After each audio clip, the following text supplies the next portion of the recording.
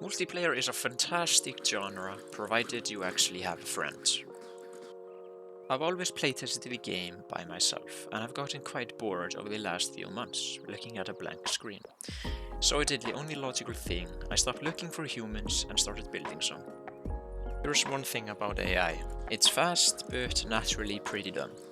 When I first coded a brain for the bots to function, they struggled to choose an objective to pursue, such as finding an enemy and hunting it down, or gaining control of a capture point.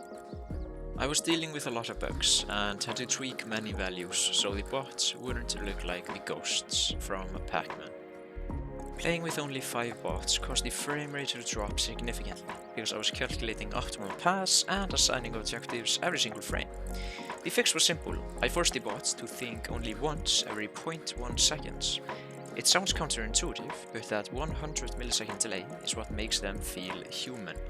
It gives them a moment to be dumb, as we humans can be sometimes. So add a little bit of charm to the game, I wanted each bot to have its own identity, so I made a list of random names and every bot that joins a lobby gets randomly assigned a name. So now we got Bob and McGuire shooting like stormtroopers to spice up the gameplay a bit. For the past few weeks, I've been working on my own network movement system, which includes client-side prediction, along with reconciliation, interpolation, extrapolation, and lag compensation. Those are all just fancy words for making the game feel more responsive and smooth, even when the internet connection is horrible. The client-side prediction works by having you simulate your own movement locally, rather than waiting for the server's response.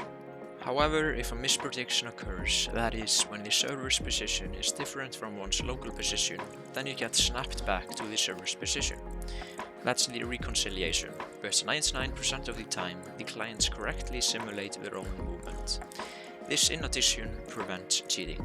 Since we're now manually changing positions every frame, which is approximately 16.7 milliseconds, I move the player's position. To account for the small gaps in the positions, I interpolate the player between 2 positions. Now, the player no longer appears like he is teleporting between 2 positions.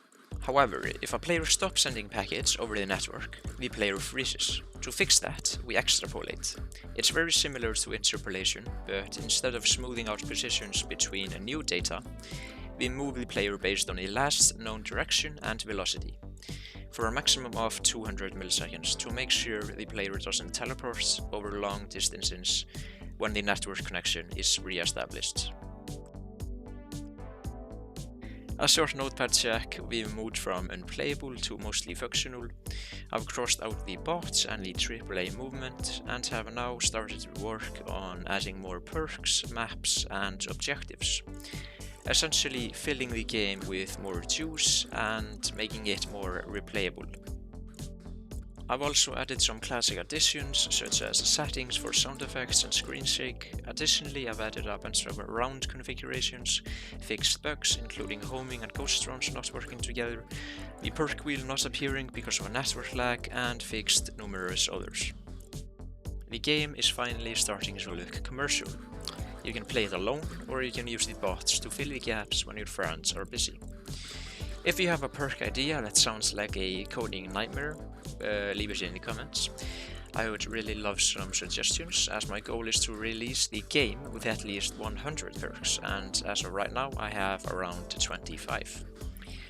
If you're interested in my game, then definitely consider subscribing. Bless.